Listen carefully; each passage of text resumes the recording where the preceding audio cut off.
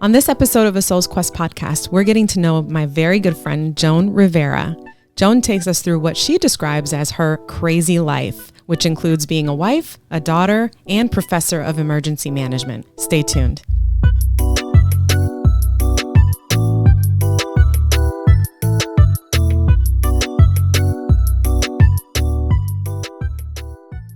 All right, so let's get into it. All right, so typically we start our segments with we go through the stages of life. So where were you born? Omar likes to say, where were you pitched in? Where was I pitched in? I was born in Melbourne, Florida in 1970.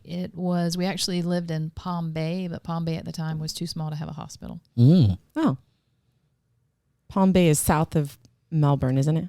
Just a little bit south. Yeah, just a little bit. Yeah. Really close by though. But, okay. And what was your family structure like? So you were born in Melbourne, but you lived in Palm Bay. Yes, we lived in Palm Bay. So my dad was a Southern Baptist minister, and my mom was a math teacher. Both my parents, my dad had a master's in theology, and my mom had a bachelor's degree in mathematics with a what did they do? The secondary thing in theology too. Oh, okay. Well, like a concentration or whatever. Minor, yes, a minor. A minor in theology. So they were both So he was a minister in a church, their own church, or? Yeah. So, when it's kind of like you move around, and, my dad would say wherever God called him. So actually before I was even one, we moved from Palm Bay to Avon Park. And then before I was 5, we moved from Avon Park to Mulberry, Florida. And then before I was 10, we moved from Mulberry to Vero Beach. Okay. And I'm the fourth child. So my parents wanted 3 kids or until they had a boy and a girl. So I have my sister Joy, who, then came June 3 years later. Then 3 years later came Joel. And then 13 months later came me. So I was an oops baby. Oops baby. My name in Hebrew, my parents have always told me that my name in Hebrew means God's unexpected gift. Aww. And Mom always introduces me, even now with her Alzheimer's, she always says, "This is my daughter. This is our added blessing." That's how she introduces me. That's so sweet. Do you take it that way, or when you were younger, did you ever think, oh, here we go again?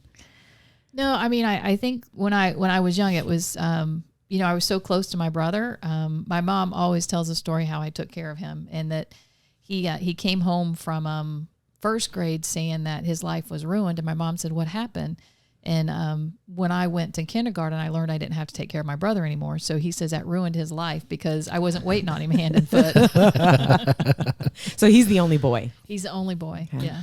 Tell us about your earliest memories in childhood, encompassing your family structure, the things that you guys did as a family, and how was that like? So everything was always focused on religion and church. Mm-hmm. We in the churches that we went to, we lived in the pastorium, which is a home that's provided by the church itself. But my dad, until I was in kindergarten, my mom actually she worked as a teacher to put my dad through college, through through theology and through his master's and stuff like that. And then once he started working and they started having kids, she stayed at home with us until I went to kindergarten, and then she started teaching again. But so we probably lived on, we were poor. We didn't know we were poor, and probably the only reason that we were making it was because we did get to live in the house, the pastorium for free. But I can, if you were the best behaved one, you got to go grocery shopping with Mom. And, I got to go grocery shop with Mom a lot, and it was so exciting to go to the store, and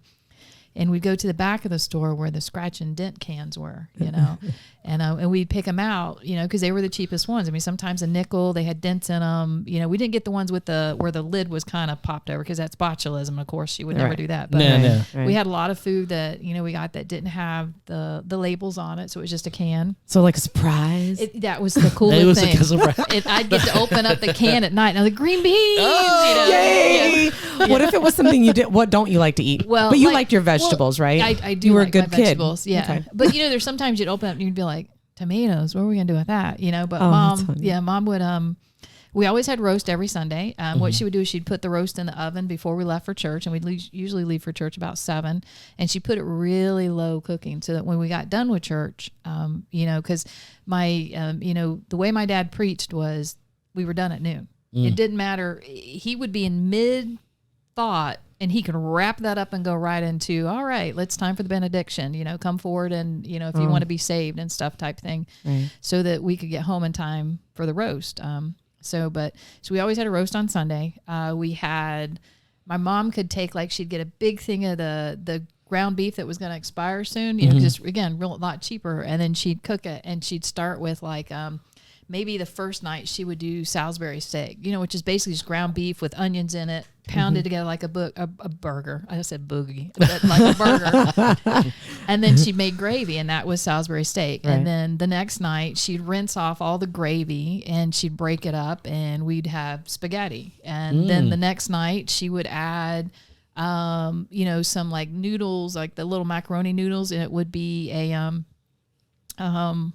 goulash or something? Okay. Yeah. And then the other thing she would do is she called it Texas hash, but it's the same meat, the same tomatoes, the same everything, but then she'd make some rice, and all of a sudden it's Texas hash, so we she always made sure that we had our meals, and she always made sure that my mom is the most amazing woman ever. I know we all think that, but like at Christmas time, we always had, the four of us, we always had the same amount of gifts. And she always spent the exact same number of money, the amount. So, and a lot of times that would only be, $20, which was a lot of money back then. And we'd make our Christmas list, the Sears catalog. Guys, remember the Sears catalog? Oh, yeah. And you'd circle all the stuff, and she'd give us a catalog. We'd have to circle all our stuff. And she would always make down to a penny. Like if she spent a penny more on Joel than she did the rest of us, then she would buy, the candy. She would make sure we got an extra little thing of chocolate in our stocking. It was always completely even. She loved us all the same. She made sure everything was fair. I mean, I had a great childhood. My parents are, amazing. Most of the time was spent in church. So, we leave 7:00 on Sundays for church. We'd get home about 12:30. We'd be leaving again for church about 4:30 or 5, and we'd be there until 8:30 at night. Monday night was usually some type of thing going on at church we'd go to. Tuesday night and Thursday night were visitation, so we didn't have to go, but my dad was always gone. And then Wednesday night was RA and GAs and stuff like that. So again, we were back at church. And then Saturday was always some type of social or something. So we probably spent, any time I wasn't in school, probably 90% of my time not in school was spent at the church. At the church. Did you enjoy that time? Do you recall that being because you had a good childhood at home, obviously your mom made it. Yeah. So it's just, you do it. I mean, you you're don't there. Think anything of it. I mean, it wasn't, with your dad being preacher, it's kind of different because you always had to live up to a different standard. Yeah. I remember one time I was in church and he was in mid-sermon, and the girl next to me, she was a talker, and I didn't sit next to her because I knew what would happen when she talked. Right. But she sat down next to me, and she was talking to me during the sermon. I wasn't. I had my Bible open. I was looking right at my dad, and she turned to me and said something. Dad, in the middle of the sermon, says, "Joan, do I need to come down there and spank you?" Ooh. Of course, everybody turned around and looked at me. I was like, "No, sir. No, sir." Wow. How was your relationship with your dad? I mean, you just gave us an example of in public, there was an expectation regarding being the preacher's daughter. So I mean, it was good. You definitely you had a higher standard and a higher expectation. Jesse knows because we do work together. I'm not going to lie to you. I'll ask you, if you ask me a question that I don't think you're going to like the answer to, I'll say, "You sure you want to know?" Mm-hmm. Oh yeah. And, and if you kind of hesitate, then I just change the subject. But if you say you want it, I'll give it to you. And that's part of the way I learned that lesson. Yeah. Yeah.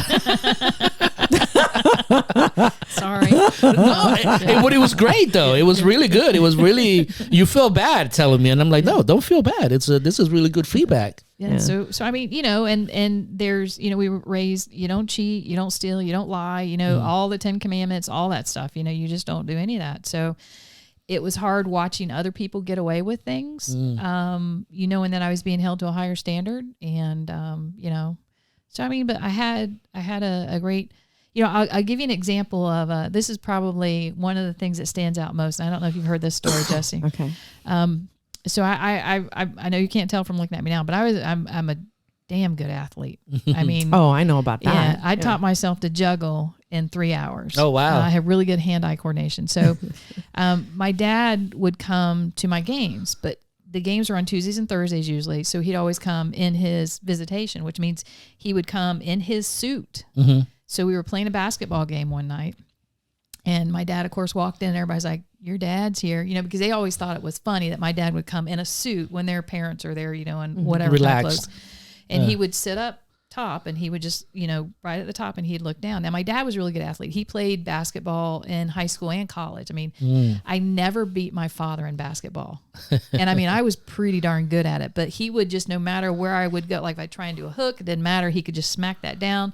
So, I mean, he was a really good athlete too. But he'd come to the games. And I remember one day we were playing I think we were playing Westwood, and this girl had these long nails. And they'd put her on me. Now, I'm not a fast runner, but I'm a really good shot. So they were trying to keep me away because I could do from, the tip, the free throw line, any of that.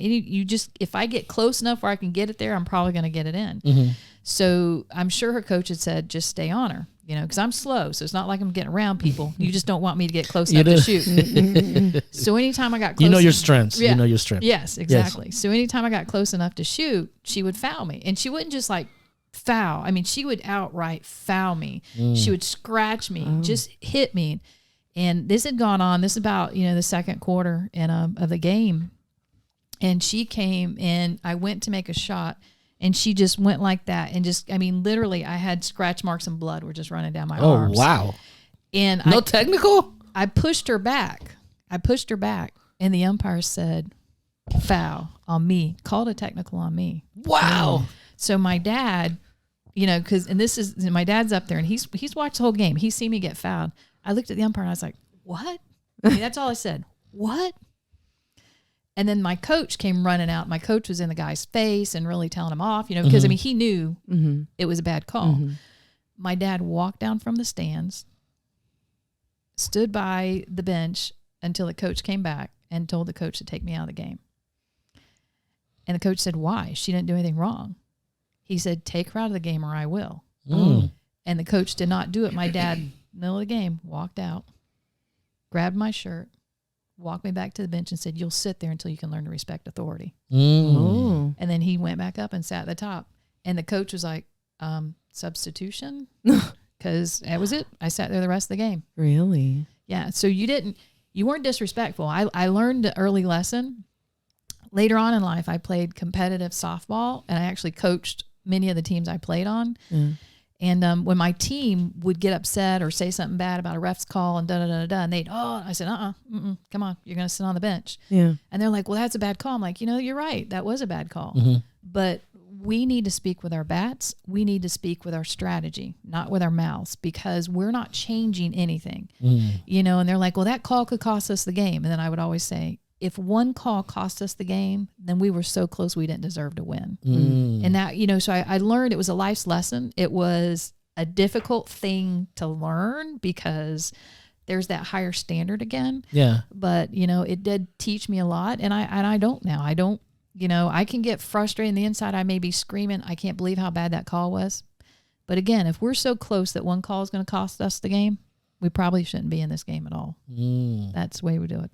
That's interesting. So was there a moment in which your dad sat down with you and explained to you that the reason for his decision? No, I knew what it was. You knew? I was disrespectful. I knew better than to do that. So how did you have that presence of mind to know that you were, like, there must have been lessons that you learned as a child and then into your adolescence, because you're talking about being in an adolescent stage right now. Yeah, I was in, it was, 8th grade. Like, did you ever have though periods where your dad would sit, like, did you ever have, I guess what I mean is, some people have moments where their parents will sit down and teach them something, and that's like a lesson that they're going to learn and apply through their life. Did your dad do that with you? So all of our teachings came through the Bible, really, because we spent so much time at church. So, I mean, there was, there were times that you learned from Dad preaching. There's times you learned from, the Bible schools. There's time you learned from, Sunday school. There was always, but I mean, I knew I shouldn't have done that.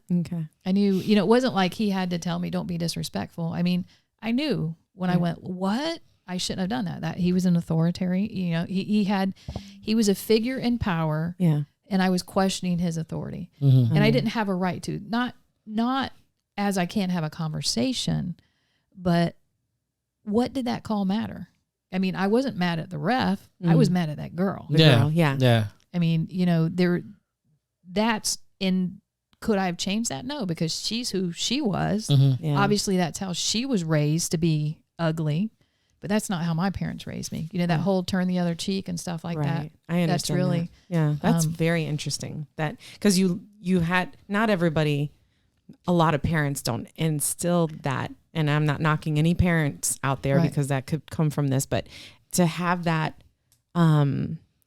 awareness in yourself that you're like, oh, I know that asking that question was disrespectful. But there's something important to say about that, though, because that's something that I think that in our society that we're missing. Oh yeah, absolutely. I mean, I'm someone that does question authority, at my age, but there was a certain reverence that we've had, to people in positions of power or of authority over us, but that's not something that is common anymore. No, not at all. It's not. I will say, so there was a time my dad had a conversation with me. I think it was, I was in high school and I got a B on a philosophy exam. Mm-hmm. And my dad, we know how you feel about philosophy. Yes.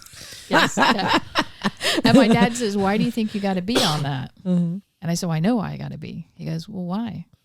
I said, because I was arguing with the teacher about that. He's like, well, why'd you argue with him? I said, because the question he wrote, there was multiple opportunities to say different things. I said, the question, as far as I was concerned, back then I didn't know about validity and stuff like that. But now I'm like, yeah, that was really, the validity was way off on that question. But, back then I knew that, okay, I can answer it this way, or this way. Right. So how are you grading it? And it was an upsetting question to me, because if you're going to ask me a question, there should really, I either need to know how you're going to grade it so that I can get fair, judgment on that. Or if I answer different than you, but I can validate my question, then you should give me credit. And he wouldn't give me credit even though I could validate it.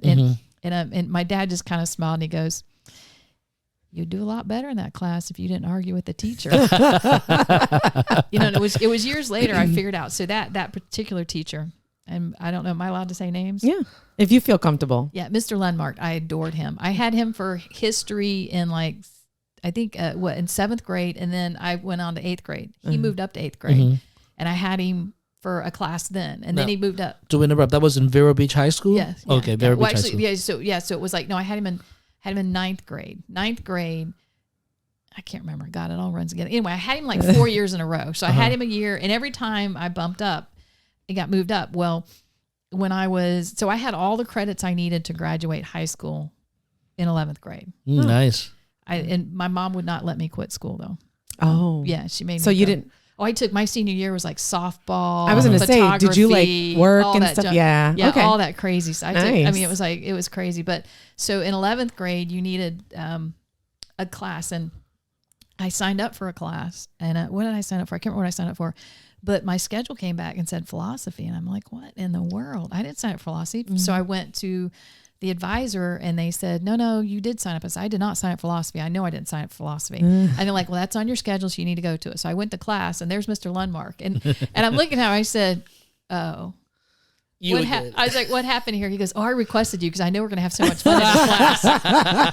I said, Mr. Lundmark, I said, you changed my schedule? He goes, listen, I need somebody that's going to be able to, I can bounce things off of. Yeah. And that's the beauty of you. I mean, I know we probably should wait, but that's one of the things that I just think is anytime I feel like I'm having an issue or I want to talk something out because I want to know the good, the bad, and the ugly in the middle and make a sound decision, I come to you, because even if I don't want you to say something, like if I come to you about a situation with me and Omar, I mean, I know we don't get in depth about stuff, but when I share stuff, I'm like, was I wrong? Was I wrong? Really? then you'll say, well, you know, in Omar's defense, and I'm just like, really? Hey. And it makes me so mad. I'm glad I have an advocate.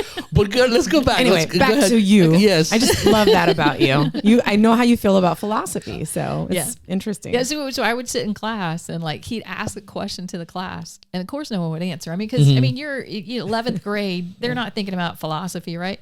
So then he would say, what do you think, Joan? And that would be it. We would sit there and we would argue, you know, the entire class. And especially when it came to anything related to the Bible, he's like, well, the Bible says, but you know, if we were to look at it different, and I just like, oh, Mr. Lemart, don't go there. Don't go there. Don't go there. But that's how I mean, and I had so much fun in that class, but I really think he had probably more fun than me because, but it was a good class. I learned a lot, you know, Socrates, Aristotle, all those guys, you know. Yeah. I think, therefore I am. Really? Really? Okay. We're not going to get into any philosophical debates today. Not going to happen. Let's not get into a Descartes or anything like that. None of that. No. Yeah. So you know, and the way here's when people always ask me, are you an optimist or a pessimist? And I put this in my little thing you guys had me fill out. You know, I always look at them, I say, listen, you know, I'm not an optimist. I'm not a pessimist. I'm a realist. Mm-hmm. It's not half a glass of water. It's not half full. It's not half empty. It's just half a glass of water, people. Yeah. That's all it is. Yeah. What you make out of life is what you choose to make out of it. Yeah. And that's... All right. And we're going to get into those reflections Okay. because no, you're fine. You skip to the end. We can't do that. No, we'll do that. It's fine. But I do understand because I remember taking the class with Dr. Cohen. Yeah. At Elliot Cohen. Yeah. You know, and Ethics. Yeah. Right. yes, and we were talking about the question that he asked: is there free will, or are things predetermined? You know, and I'm like, well, I don't know. There's a little bit of both in there. Absolutely. You know, so it's like, how do you answer that? And we used to get into arguments all the time, but he's one of my only college professors that I truly remember because it was fun. It was engaging. It made you think. It made you question. Yeah. It allowed you to articulate a point and be able to express that point and back up the data. So this is interesting to have such a beautiful relationship with a teacher at this age. So how did that make you feel? Well, I mean, we had fun. You know, it was a little weird being your schedule getting changed. But once I was in the class, I realized why he did it. And, you know, again, I had everything I needed to graduate. So to me, I was kind of like, what's the big deal? You know, I didn't have to write any papers or anything like that, you know, because most of it was arguing basically or discussions. That's better. You know, we did have to take some tests and quizzes and stuff like that. And I've always been a really good test taker. So, but that one time he gave me that B, that was what we argued about. And I'm like, you're wrong. I'm like, this is what you asked. It could be this, this, and this. And he's like, well, I wanted you to answer this. I said, then you should have written the question differently if that's what you wanted. Yeah. You know, and he just smiled. He just laughed. Do you think that because I know you and I know that you really stand up for the things that you believe in and you protect people, even people that you don't care for. I think that you really do stand up for people. It's either right or it's wrong. Right. Do you think that it's obvious that came up from your teachings with your, you know, from the Bible and your parents and the way that you lived your life? Do you think that is that something that, and I already know the answer to this question for the most part, but is that something that you sort of resented in certain situations? Or have you always just, that's my moral compass, this is it, and I don't care what it's... I don't think I resented it. I think it has been a hindrance to my career many times. Okay. Because people don't always want to hear the truth. And people like people who can be dishonest and manipulative, and that's not who I am. So I think it has been a hindrance, but I'm still very happy with who I am, you know, and I you know, one of the things at work, and Dr. Ferreira knows this, that when people have the title like that, I'm going to call them by it, you know, and they're always like, oh no, call me by my first name. I can always hear my mom saying, don't you be disrespectful. Yeah. You know, because that was yes, sir, no, sir, yes, ma'am, no, ma'am, you know, and if they had a title, Mr., Mrs., Doctor, whatever it is, you call them by it because that's just the way that I was raised, you know, and I don't want you guys to think, so I remember that movie Footloose. Yes. Love that movie. So when that movie came out, was during that time in my life. When that movie came out, everybody's like, Joan, that's just like your life. It's just like your life. It's just like your life. And I haven't seen the movies. I wasn't allowed to watch those kind of movies. And we weren't allowed to listen to music and stuff like that unless it was gospel.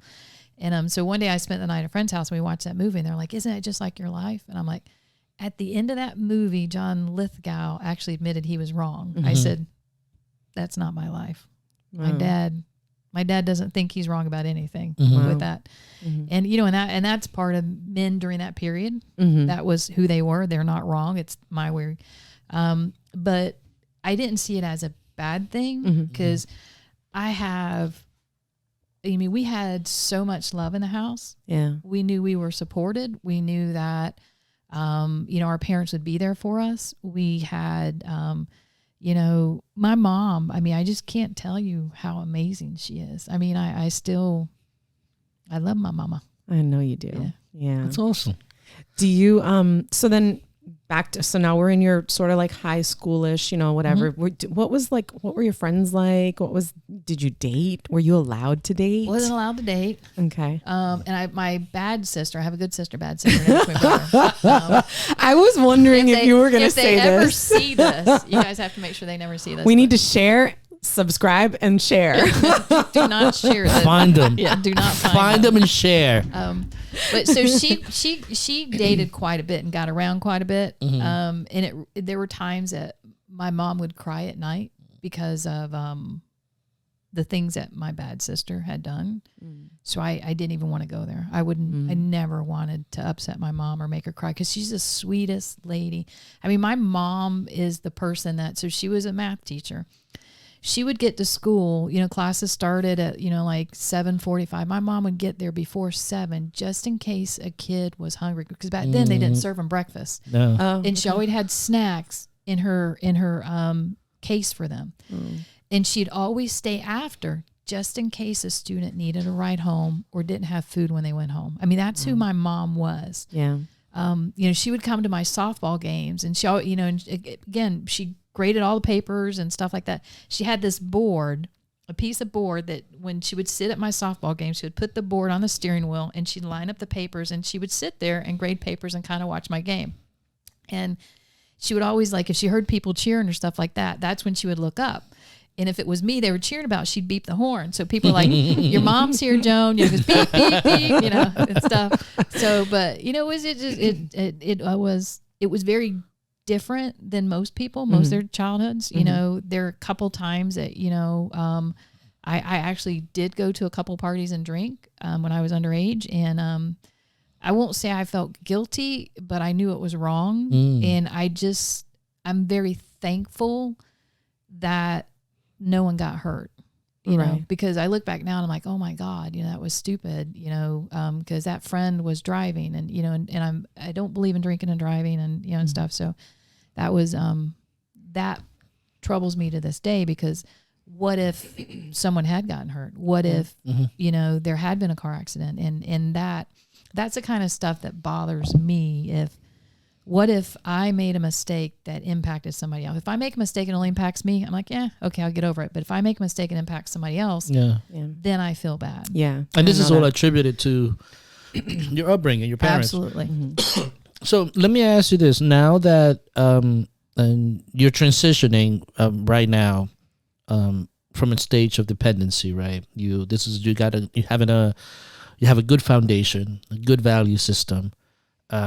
But it comes a point in which, you know, your biology and your need to assert yourself as an individual becomes the most important thing.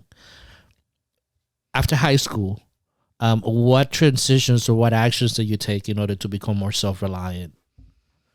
So I was actually hired before I turned 18, and legally they couldn't hire me, so I volunteered for a month to dispatch at a police department, and I was making pretty good money and still living at home. So I bought myself a Mustang. Ooh. Oh, nice. Yeah. What year? In 1989, I bought myself a 1990 Mustang GT50 stick. So you bought a brand new car. Yeah, and it was funny because my mom... Stick shift, you heard that. Stick shift. It had to be it's a Mustang. You can't have anything but Let me tell you. My mom went with me to go get it. My mom went with me to go, and she co-signed because I didn't have credit. Nice. You know, so she co-signed. And I still remember one day she's like, I'm going to take your car, you know, you're parked behind me. I'm going to take your car to the store. I said, okay. And she came back and she was ghost white. I said, Mama, are you okay? Are you okay? And she goes, so your car is really fast. Apparently, she'd popped the clutch going into second gear and left some skid marks downtown Bureau. So that car was that car. I got pulled over 4 times in one night in that car. What? 4 times in one night. It just looked it's fast. A stick shift, and you're young. It just and looked it's fast. Just sexy car, and the whole stick shift. Being a girl driving a stick shift. I mean, I know because my dad made me drive a stick shift. The first car I had to learn to drive a stick shift. So yeah, I'm sure. Awesome. Okay. So you were working. You were working. So I was you were working. So, dispatch. that kind of that was, so I was making good money and able to move on. And I lived with my parents until So the other thing I did is I actually shot pool quite a bit, and I'm pretty good at it. I'll take your money, Omar. I'm not good at it. No. We should go out and play pool one night. That'd be fun. Yeah. No, I don't want to be hustled. We won't do money. We'll just bring like those fake chips, like fake coins, and she can pretend like she won. No, still the pride is there. There it is. Yeah. There's a matter of pride. Matter of pride. He'll take his pride from him. So, but shooting pool, I'd met my first husband, and that was a bad decision. That was I have the most amazing husband in the world right now, but my first husband, it was a bad decision. What made it so? If you don't mind me prying into that. So the relationship, actually, he was verbally, physically, mentally, and financially abusive. And, I have a amazing son from it. But, the road to getting there was rough. And I remember I went to my dad and told the hardest decision I had to make, I think, at that time in my life was telling my dad I was going to get a divorce. Because my parents didn't believe in divorces. And when I went over to the house and I said, Dad, I need to talk to you. And he's like, okay. And I looked at him and I was upset. I started crying. I was so upset because I just knew he was going to be disappointed in me. And I said, Dad, I'm going to divorce him. And my dad says, okay.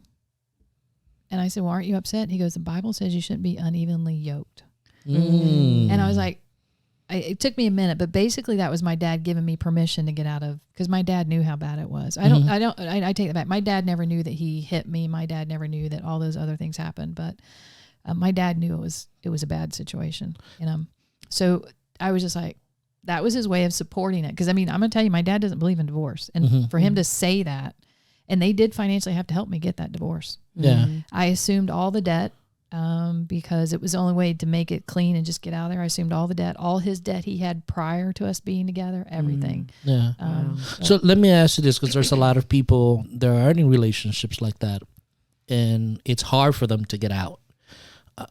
How long did it take you to kind of like realize, all right, this is it? I've had enough. Yeah. And what gave you the courage to move forward? So over the years, I've worked with a lot of women in that situation, because I've worked with at-risk families, and the stories I could tell you. We're not going to tell them on camera though, but the stories I could tell you. And what it took was him almost hurting your son.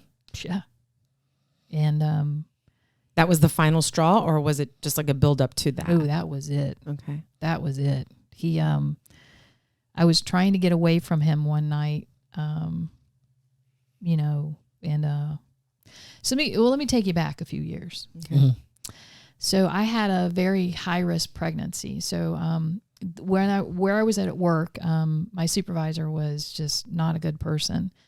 And, I was working a day shift, and, I was working the day shift with her, and the night shift had called out sick. And so I'd come in at 7 a.m. and the night shift wasn't going to be there. So she says, hey, we got to work over. And I'm like, okay, now I'm 8 months pregnant at this point. My ankles and my feet are so swollen. I can't even wear shoes right now. Okay. I'm miserable.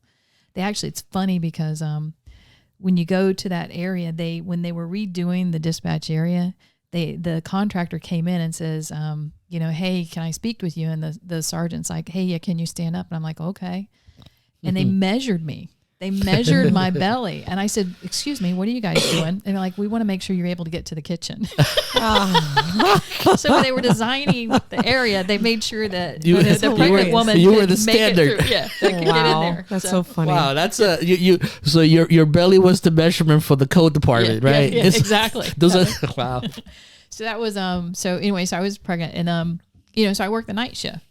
I 7 a.m. and at 10 o'clock, she walks outside of the dispatch area, and she goes back to, she was dating the sergeant at the time, So she walked back there, talked to him. Then she came around front, and now she's outside the dispatch area now at this point. So it's just me in this room.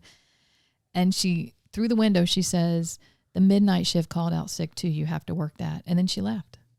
I worked 22 hours. Wow. 8 months pregnant. Oh my gosh. I was so uncomfortable and just felt awful. So I did have the next day off. It was Sunday, but Monday was a training day, so I had to come in. So the way it worked, if you had Sunday off, you had a Monday training day. If you had Friday and Saturday off, Friday was a training day. Very rarely did you have, a whole weekend. So I came in that Monday and I just didn't feel good. And I was like, okay, I need to go to the doctor. So I went to the doctor, and they took my blood pressure, and my bottom number was 110. Wow. And the doctor says, you're going right to the emergency room. And I was like, okay. So I went to the emergency room, and I had preeclampsia. And do you know what preeclampsia is? No, I do not. So it's when in pregnancy your blood pressure gets so high that you're at risk. So they put me on some meds and stuff like that, and they tried to induce labor for 4 days. 4 days they tried to induce labor, and so they put you on a potassium drip, and you have contractions. I have contractions for 4 days. They'd wheel me down at 6 a.m. At 5 p.m. when the baby had been born, they'd wheel me back up. We'd start all over the next day. So it's like, almost a week worth of contractions. Right. And not at any point did they say, let's do a C-section? Well, we're going to get to that. So during this, like the second day, that same person who was my boss, she called the hospital and wanted, in the hospital bed I was in, the room I was in, and said, when are you coming back to work? Wow. Not how are you doing? Not are you okay? But when are you coming back to work? That's crazy. And I was like, I just handed the phone to, who my husband was at the time. And he basically screamed, yelled at her, and hung up. So my sister, her birthday was on that 4th day of induction. And she said, hey, if you're going to give me a birthday present this year, I just have the baby on my birthday. So I asked the doctor, I said, hey, can we have the birthday today?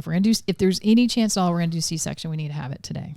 And they said, no, we're not going to do a C-section. We're going to get through this. And I said, okay. And I told her, I said, I'm sorry, we're not going to be able to have it on your birthday. So the next day was a Sunday. And I go in, and same thing, 6 a.m. they roll me down, put me on the potassium, the Pitocin drip, not potassium. Pitocin. Yeah, you said potassium a couple times. I was like, she means Pitocin. I did mean Pitocin. I'm thinking about bananas right now. But they put me on the Pitocin drip, and they started, and then the nurses are talking and stuff, and they called the doctor in on a Sunday, and it was, I think it was probably about 4:30. The doctor came in, and they said, we're having some issues. And I said, well, what do you mean? And they said the fetal heart rate's gone down. And they're like, we're going to have to take him by through C-section. And like I said, that was 4:30. He was born by 5:15. Oh, wow. Because they were that scared. And when they cut me open, and I watched, because they have the sheet like there, so you can't see everything, Yep. And I can see them pick him up, and I can see them take him over there, and he's not crying. And I'm looking over, and I'm watching them work on him. And the pediatrician, because it was an emergency C-section, pediatrician has to be there. And the pediatrician walked over and held him up to me and says, this is your son. As you can tell, he's not breathing. We have to take him. And they walked out of the room. And the next thing I know is I'm like, I don't feel good. I'm starting to feel lightheaded. And I didn't realize it at the time, but I was hemorrhaging. And it took them almost 30 minutes to stop the bleeding. There was blood everywhere.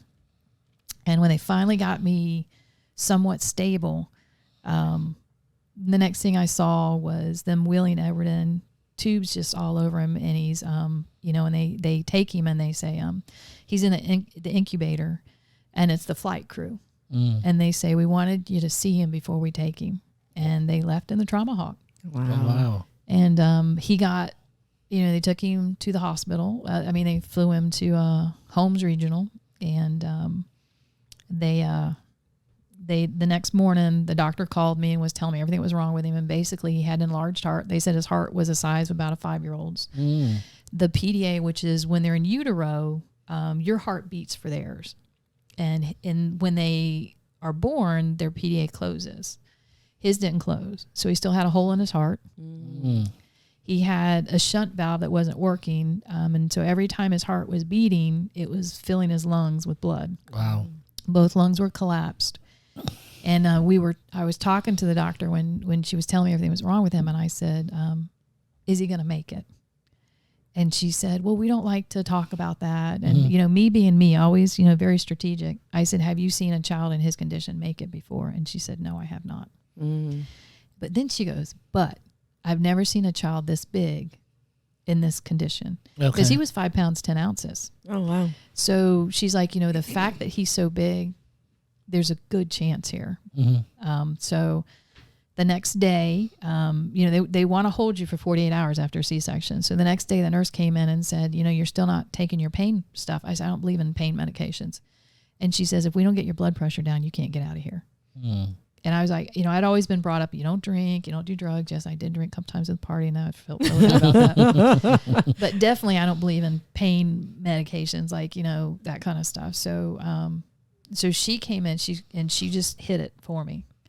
And she kept hitting it. Every time she was allowed, she'd come in and hit it, because I think it was every 2 hours you could hit the pump. Mm.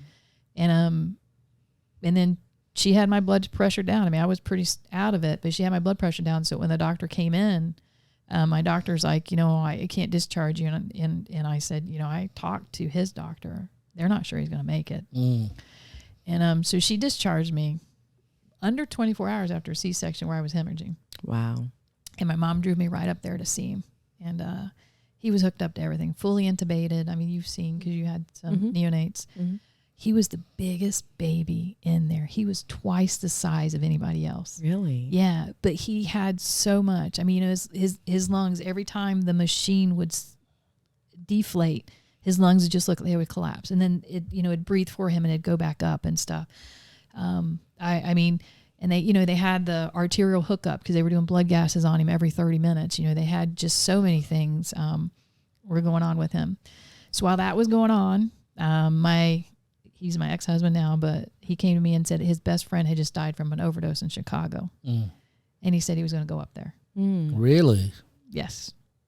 So he flew up there, and while he was up there, he slept with her.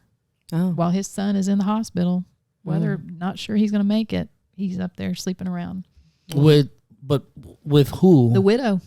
With the widow. Okay, because I know you said her. I'm like, who's her? The widow of his best friend. Oh. That's the person he was. Okay. So anyways, we had a rough time.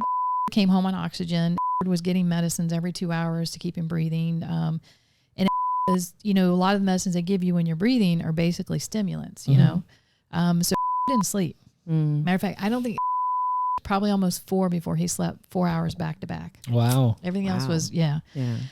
So, but would sit back in his bedroom, in our bedroom, and while I was holding giving him medicine, he's like, can't you just shut him up? Oh. I mean, just a nasty person. The night that we were, the night that I was like, okay, it's done. I had to go in at midnight. Supposed to be home to watch. I had to go in and work a midnight shift, and he was still at the bar. Mm. And he called me. I had to be in there at 11, and he calls me at like 10 and says that he didn't want to come home. Mm. He didn't understand why he's got to watch him. And then was just giving me heck. And then he started talking about how he's found somebody that can watch our son. And I said, where did you find a babysitter for our son? I mean, because again, he's on all these meds, he's still on oxygen. Mm-hmm. And it was the person at the bar with him. And I said, what? I said, what makes you think that person, her children are sick too. And I said, well, who's watching her kids while she's at the bar drinking? Right. And why would she want to watch my kid if she's not even watching her own kids? Exactly. But he couldn't put 2 and 2 together. So I went ahead and I called my sister to say, hey, can you watch him while I go into work tonight? And I went to leave, and he pulled in behind my car and rammed it, so I couldn't pull out. Ugh. So then I was trying to maneuver the car where I can get away from him and stuff, and he tried to bust the window where my son was. Mm. And that was it. That was it. I drove my son to, my sisters to watch him. And I said, if he shows up, you call 911. Mm-hmm. I went into work and worked till they let me go at 6:30 in the morning because they knew I had a rough night. So I left a little early and I went home and he was in the shower and I had a butcher knife and I said, you get out of my house right now because if you don't, I will kill you. Mm. And he looked at me and he knew I wasn't joking. Mm-hmm. And I said, get now. And he got his stuff. I said, anything you leave behind, I'll bring over to your mother's. I said, but you just leave. Yeah. That was the final straw. Mm. I wasn't, I think it was 6 months pregnant when he threw me up against a wall. I beat the tar fire out of him. He called the cops on me. He crawled to the phone and called the cops on me. They must have been like, wait, really, you dude? called on her? She's 6 months pregnant. Well, they were like, hey, one of you is going to have to leave for the night. I said, I bought this house before I married him because my dad made sure that I knew that, you buy it before you marry him because otherwise it's joint property. Yeah. And I looked at him, I said, I bought this house before I married him. I'm 6 months pregnant. I'm not leaving. And so it was a pretty rough marriage. But when it came to my son, I wasn't going to tolerate that. Yeah. You're not going to interfere with him. Let me ask you this. This is an interesting thing. When you told your parents that you were going to marry this individual, what was their reaction? So I don't, my parents have always been supportive. Mm-hmm. So I don't think they liked him, but they were still there to support me. Okay. And there was like any reservations that they have? Because I'm very opinionated when it comes to my kids. So no, again, my parents have always been really supportive, and Okay. and I don't think they liked him at all. But they thought it was my decision, and they let me do it. And okay. But my dad saying you shouldn't have been unevenly yoked. That said it all. Yes. Mm-hmm. Yeah. That was. Now to segue into more transition past that. So you got out of this relationship. Mm-hmm. You're working for the police department. I'm gonna take that over again. So I realized. So I'll segue in for you. Oh, okay. So I realized I couldn't do shift work and be a single parent. So I transferred into a job reading meters, electric and water meters. Mm-hmm.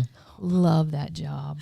I know this story. Yeah. I got to see. I just got to basically because to have a job where you don't have to bring it home and think about it. Yeah, it was amazing. You got to walk around all day. I got to pet all the most amazing dogs. It was just a great job. And we have to put that out there that you are a huge animal lover. Absolutely. So this was like the dream job when it came to that. Amazing. Yeah. It was just amazing to be able to do that.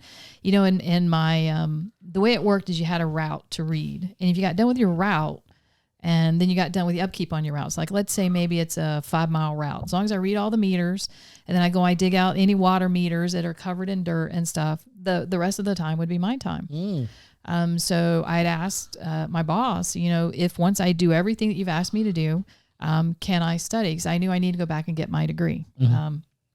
And he said, yeah, you can study and do some of your schoolwork. So I was able to do that.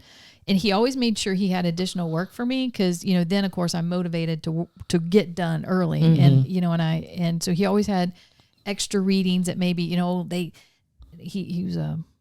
this is how he talked. Oh, they couldn't get in there yesterday, so you're going to need to read that meter for them. That's how he'd do. So he'd always have a list of cards for me for these people who hadn't, that usually it was because of a dog, and he knew. Mm-hmm. I didn't care. He's all like, oh, that's Ralph. I'll go see Ralph, and stuff. So I enjoyed you knew the animals by name. Oh yeah, funny. Yeah. So he'd always have additional work for me, and I'd go do it. But it allowed me to get the time to finish up my AS degree, and stuff, and then I also had to have a couple part-time jobs. I took a significant pay cut. I think I was making about $14,000 a year, and reading meters. Reading meters. Mm-hmm. Yeah, it wasn't a whole lot of money. Mm-hmm. And so, but we did, I did a lot of part-time jobs. I was mowing yards. I was, waitressing. I was cleaning homes. I did anything I could to get money. Bleep the name out. His medicine medicine, it was very expensive. Insurance didn't, insurance pays this, but they weren't paying all of it. Yeah. And when you're on all those medicines and all those doctor visits, there's copays. And when I brought him home, I was $30,000 in debt. Just from that was my 10% was $30,000. Wow. After insurance. So I did a lot to pay off the bills. And there was no help from the father. Oh, no. And I assumed all the debt. Mm-hmm. Yeah. I assumed everything. So my parents would help me out, with this, especially with his medicines and stuff. I just have amazing parents. Yeah. Yeah. So then what you're working at these different jobs and you're going to school at the same time. What was your objective schooling wise? So my objective has always been able to, especially back then, make enough money to support my child. Mm-hmm. I mean, that was it. I like to learn. I mean, I like to learn. Don't get me wrong. I like to learn, but it was all about, my goal is to be able to support my son. Mm-hmm. And I knew I needed a bachelor's degree to do that. Mm-hmm. And, and that was it wasn't like a goal for me. It was a goal for, if I'm going to be able to do this for him, here's where I need to be. And that's what I shot for. And that's where, I went. So you earned your bachelor's degree, and then what happened at that point? Because you knew you had to get that to make the money you needed. So what were you doing then? So right after I got my bachelor's degree in industrial organizational psychology, which is the empirical side, like the human resources, thinking about training, development, and how things work, and interrelations between workplace and stuff like that. Mm-hmm. And but in Vero Beach, there's not a whole lot of opportunities to do that. So I applied for a job at the hospital. And I applied for an HR job, and they actually hired me to work at the psych hospital. And I remember the HR manager says, well, I really, based upon your degree and stuff, I want to put you over here. And I'm like, that's not the job I applied for. And they're like, well, what do you mean? You have a degree in psychology? I said, I have a degree in industrial organizational psychology. And he's like, well, what is that? I said, it's basically your job. I mean, that's of course, that didn't make him happy. No. But so I got to work at the psych hospital for a while, and that was a great experience. I mean, I got to tell you, that was probably the moment. So because you have paradigms in your life, right? Yeah. People shape you, your family, your friends, where you work, it shapes you.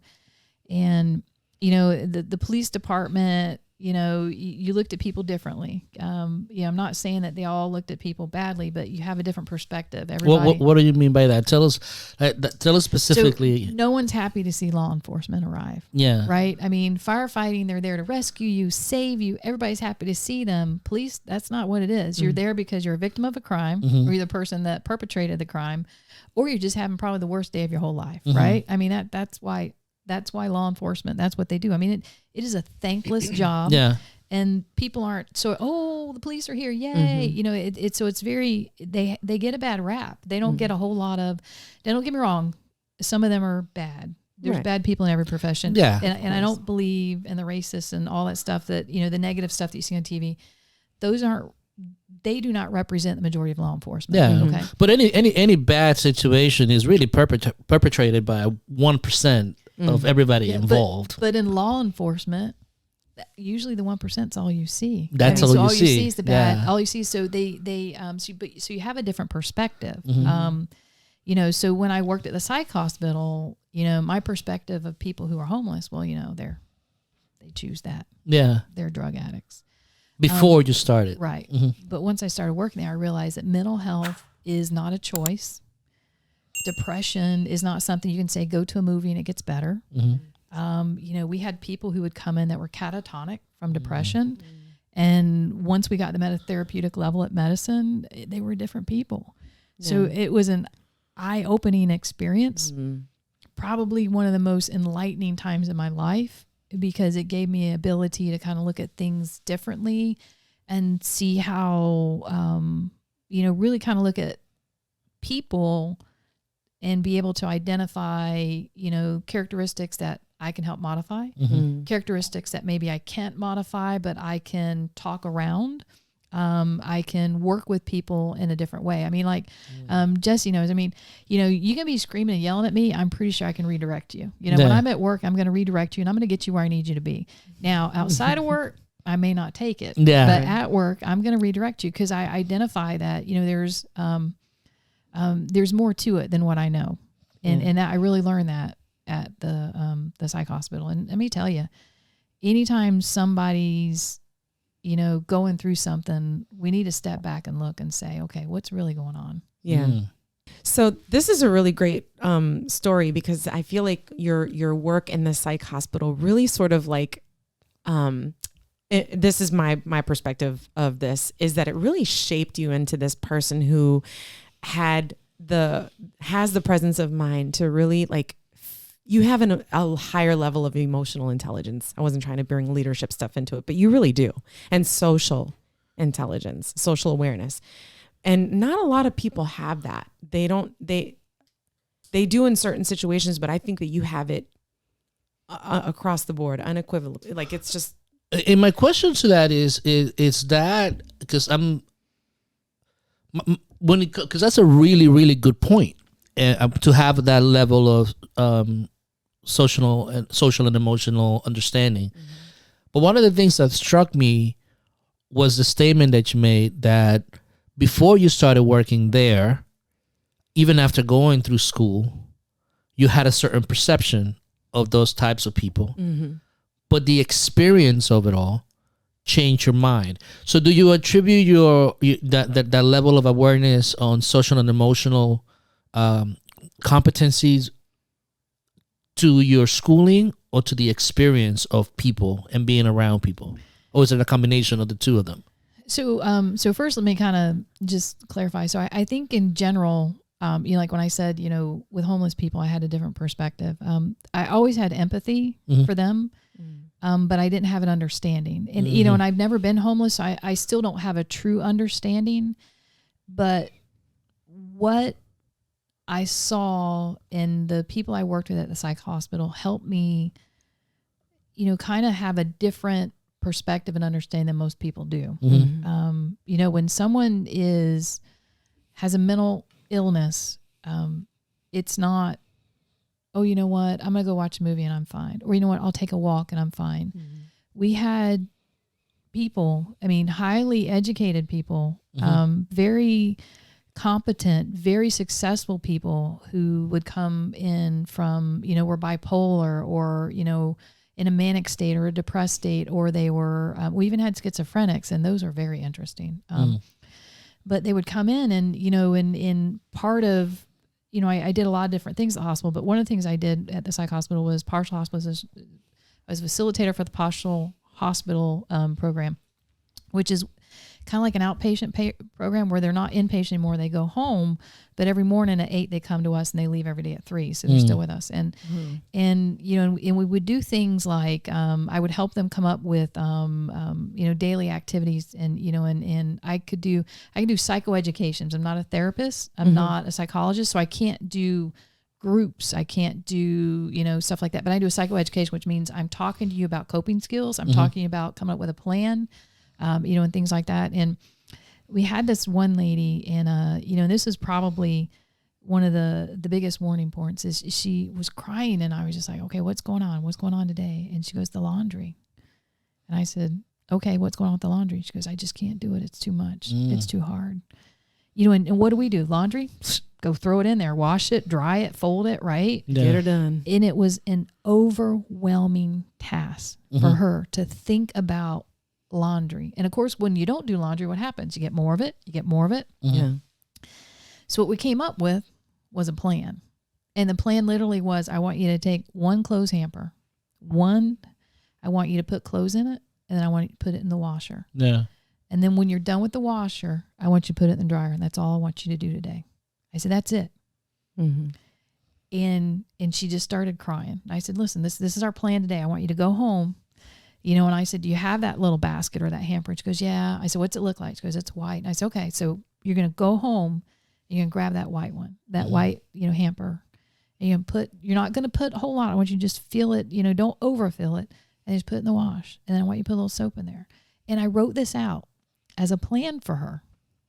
And while I'm doing it, I'm like, I just can't imagine being so overwhelmed by laundry, but her pain was so real that my heart was breaking for her that I and I knew better than to say, I'll just come do it for you, because you can't get enmeshed in the lives of your patients. But you don't want to, that whole, I don't want to give you a fish and feed you for a day. I want to teach you to fish and feed you for a lifetime. Yeah. And, and they have to be able to achieve those successes. They have to feel that feeling. So the next day when she came in, I said, okay, so tell me how it went. And she goes, it's in the dryer. And she kind of like got a little quirky smile. I said, I am so proud of you. And that's something that, we look at, we're like, oh, really? Why would you be proud? But I got to tell you, the feelings, the emotions I had for her achieving that were just beyond anything I had felt with helping other people, because she was so overwhelmed by that one task. And it wasn't me that did it. Yeah. It was all her. And the fact that she could do it just made me so happy for her and so proud of her. And we did that. That's what we did all week. Her plan literally was, the clothes are in the dryer, just going to fluff them for 20 minutes when you get home tonight, and I want you to fold them. She's like, well, some of them are hangables. I'm like, I don't care. Yeah. Who cares about a few wrinkles? Just fold them. Now, let me ask you this, because, there's a certain,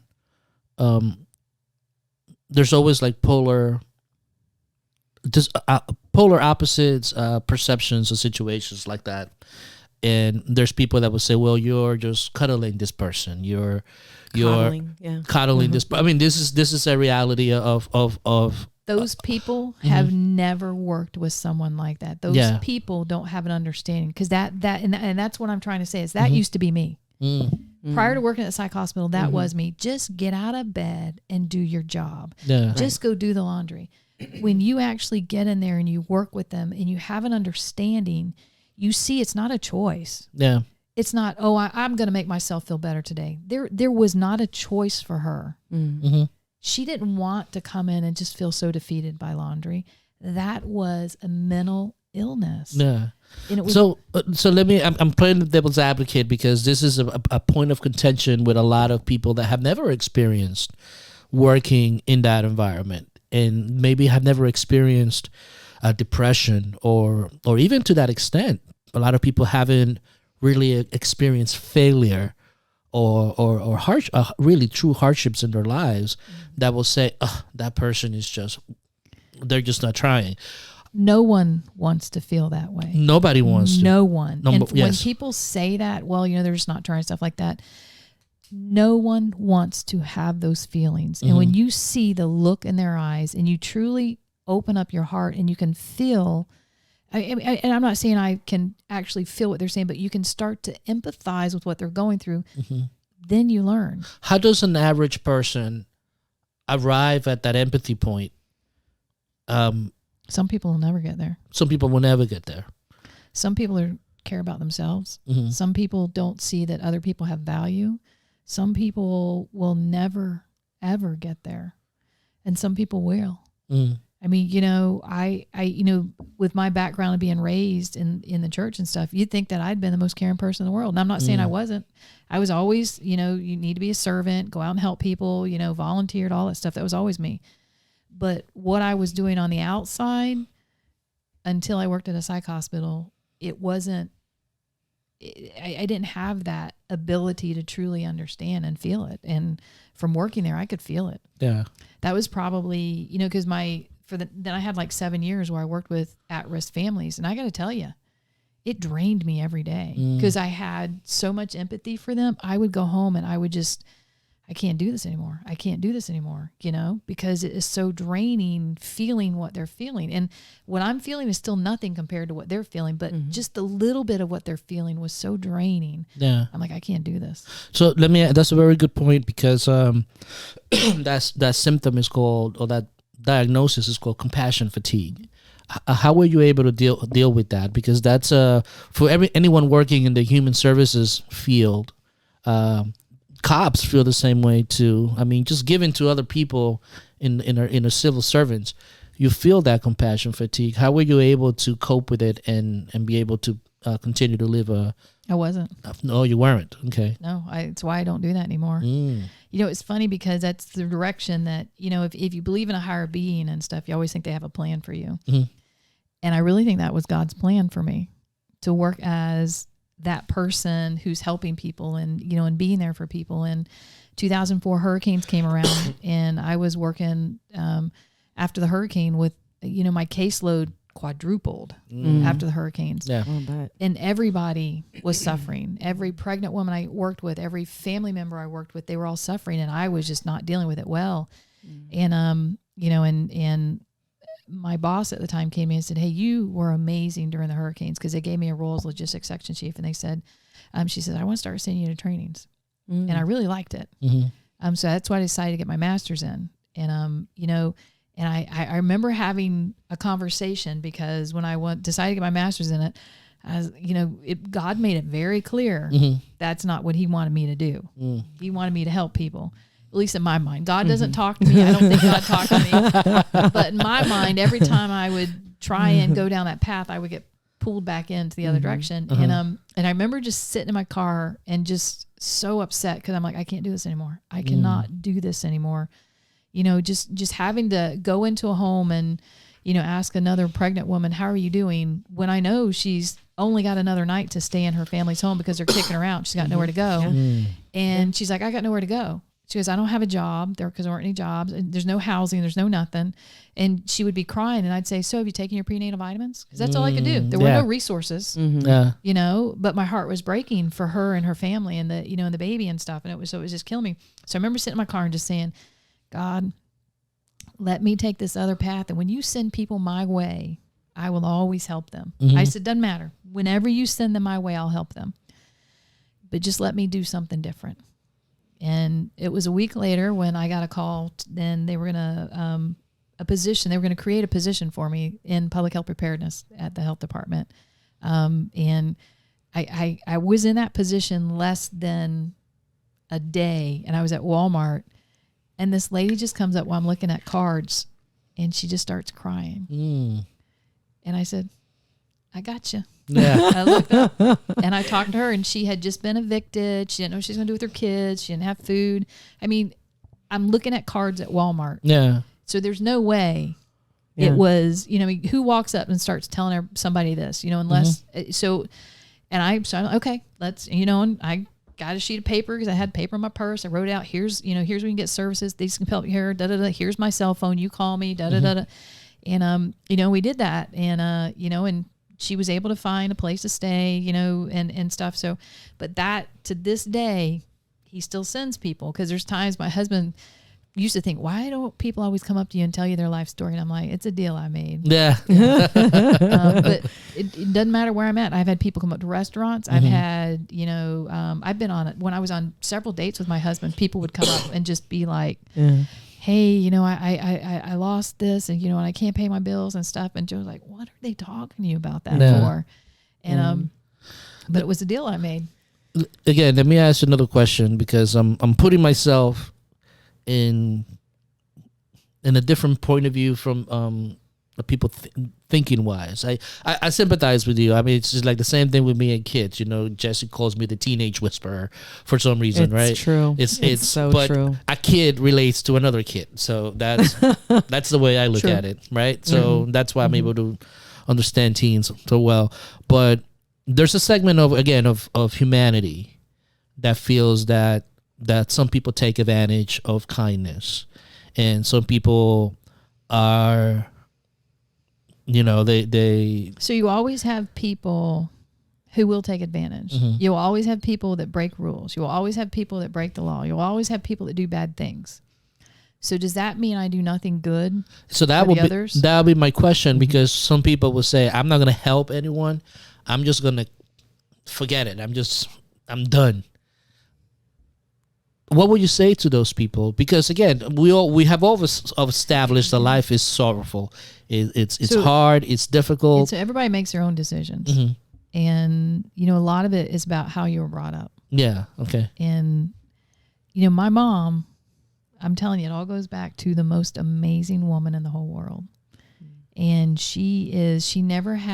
I'd never heard my mom say a negative thing about anybody or anyone. She's never been mean to anybody. And just to see if you can have that kind of love in your life, and I'm not anywhere near what my mom was. I mean, I wish I could be a third of the person my mom is, but I'll never be able to have that kind of love and compassion. I'm too hardened of a person. I know you guys, you might be thinking, oh, you know, you don't sound like a hardened person. I am. Trust me, I'm a hardened person. What? Because this is very key. I mean, because you become very cynical. Yep. So at a certain point. Yep. So what I always did with the families I worked with is I would sit down. I can't help you unless you want to help yourself. Mm-hmm. So I'd have that conversation with them. You know, where do you want to be? Let's establish some goals. And then we come up with a plan. And I would come back the next week. Okay, where are you at on your plan? And they hadn't done anything on their plan. I said, okay, let's talk about what the barriers would be for you achieving this. Mm-hmm. Did you not get a ride to go look for a job? Oh, no, I had a ride. Okay.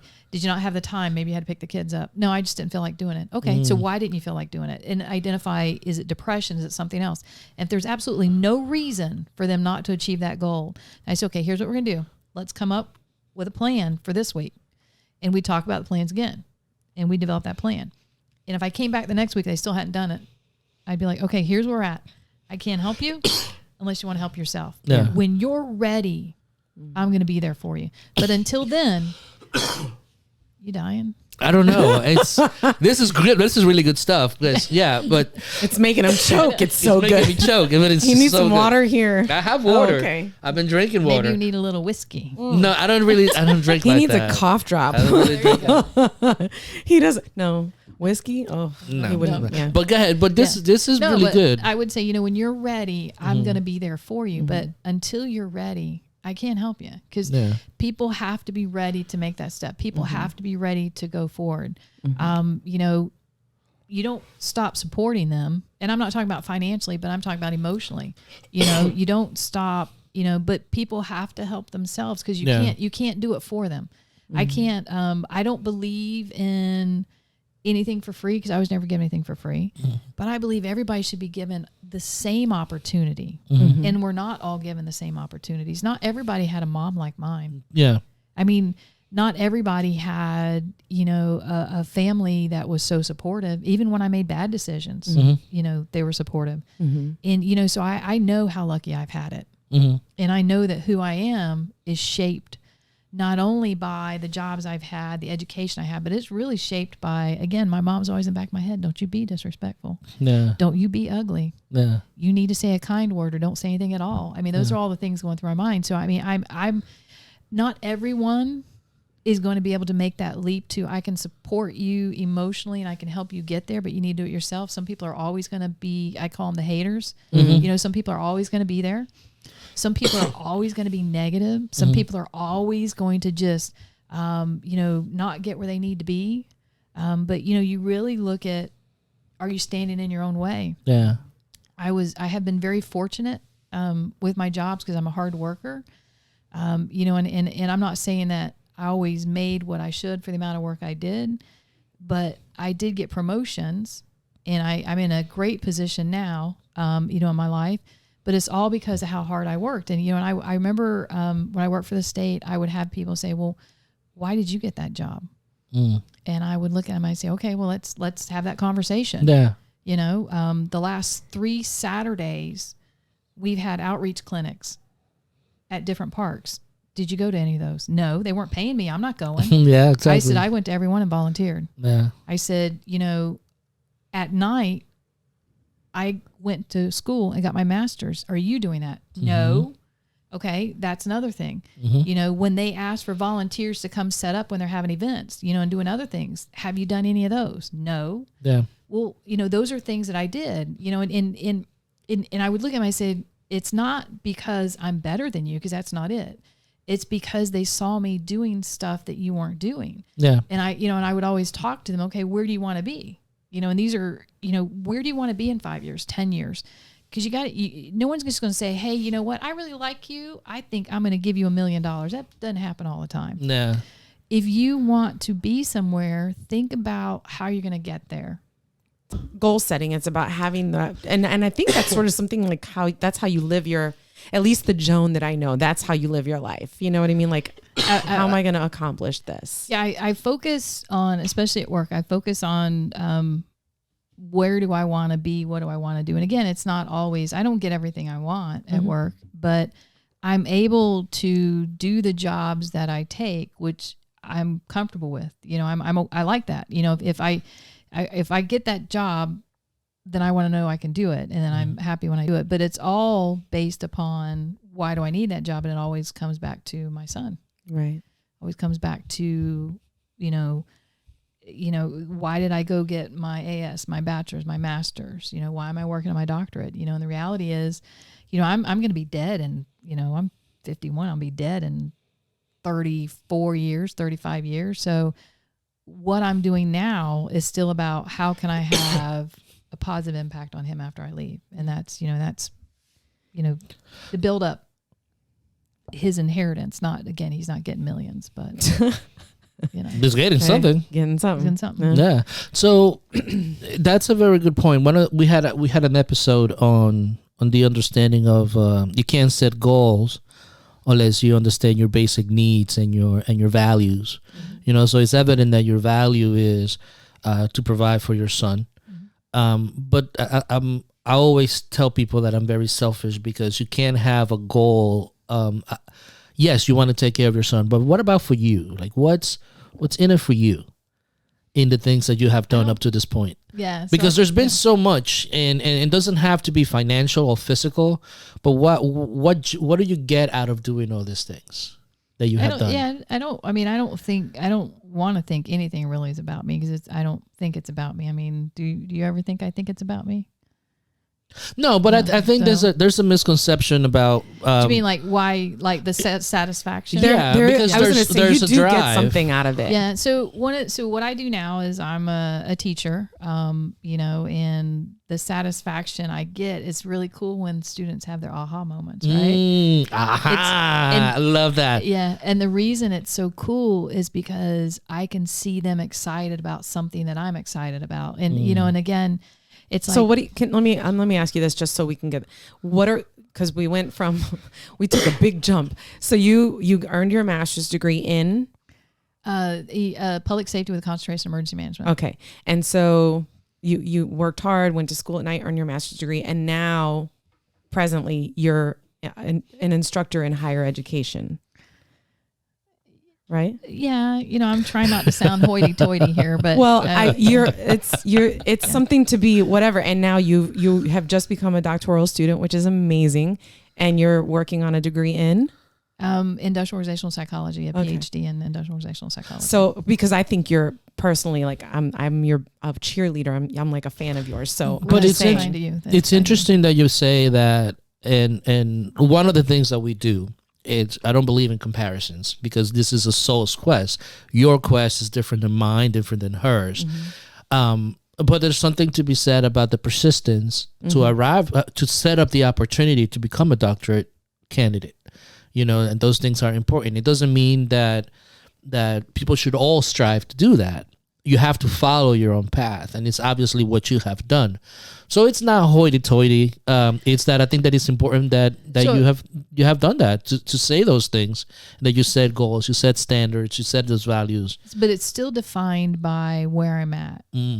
So like that goal of getting my doctorate. Yeah, at one time I can say I wanted to get my doctorate because I thought I needed to get it to be able to financially support my son. Because with my master's degree, before I started working at the college, I was working 60, 70 hours a week with a master's degree, making $37,000 a year. I mean, that was a labor of love, I think. Yeah. Until it was done. Yeah. I mean, don't get me wrong. I enjoyed every minute of it, but there wasn't a whole lot of money. But now the structure I'm in at the college is, if you want to get promoted, you got to get that doctorate. I mean, there is no work product and that'll get you there. I mean, because I think I work as hard as the other faculty, but they've all got their doctorate, so they're getting all these promotions, and I see them, and I'm like, okay, that means I have to go back to school. And trust me, that was not what I wanted to do. Jessie, she did not. Yeah, I still don't. But I know that if I want to get that promotion, that's what I have to do. And I've had frank conversations with faculty. Some of them did not go get their doctorate, but because their course loads are so much bigger than mine, they're making a lot more money than me. The program I teach in will never be that big. So if I want to get that promotion or make that more, make additional money, then I have to get that. Not that I want to. So it's all based on, quote unquote, the game that you're playing. it's where do I want to be? And I want to make additional money so that I can, be able to, the goal is I want to build a house so that when I die, my son then inherits a really nice house. It's going to be worth a lot of money. That's what I want to do. So this is where I need to be. I need to take step A. And then once I'm done with that, then I can apply, for the promotion. And then I can move from there to, hopefully point B, point C that, it's, for him. Yeah. There's a lot of people that will. Who are all these people you keep talking about? There's a lot of people. Who are all these people? Well, the planet is filled with how many billions of people? 7 billion. I hate to use pronouns because I think it's ridiculous, right? Because there's there's a mentality. Let me just frame that. There's a certain mentality that look down on human service workers and people that focus on that particular arena because it doesn't pay a lot of money, because it truly is a labor of love, because it is geared to look at society, at the worst of society in a positive light. And they will say, well, if you would have picked something else, then you would have been able to do... Oh, absolutely would have made a lot more money. A lot more money. If I had put my time and energy to 1,000 other things, I'd have made a lot more money. But why didn't you?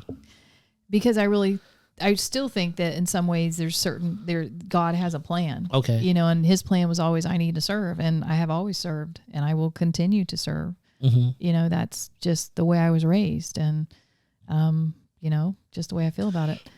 Yeah, I was going to say, it's not even so much, yes, it's how you were raised, but it's also something that's just, it's your makeup. Yeah. Like, I don't see you as anything else. You know what I mean? And it's like... Yeah, I mean, you've seen me. I have literally been like enraged about something so mad. And then someone in need comes in and I'm like, what can I do to help you? What's going on? Because I'm picking up on it. I feel it. And I'm like, okay, this is what, Or you can be super crazy busy and overwhelmed, which I've witnessed, and and you're offering to do something. And I'm like, no.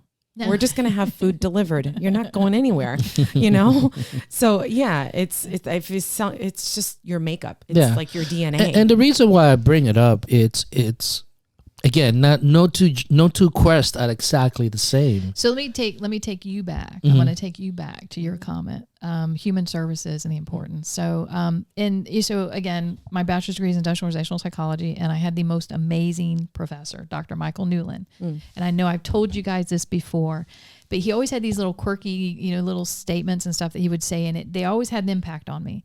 And the most important one, or the one I use most, is that someone's work skills will never exceed their life skills. So you want to know the impact that human services can have. You can build someone's life skills. And when you build their life skills, you're building their life. You're giving them an opportunity to move forward, to move beyond. So when I was doing that work, even though I wasn't making any money, the only thing I kept thinking in the back of my mind is, it's not what I'm going to do for you.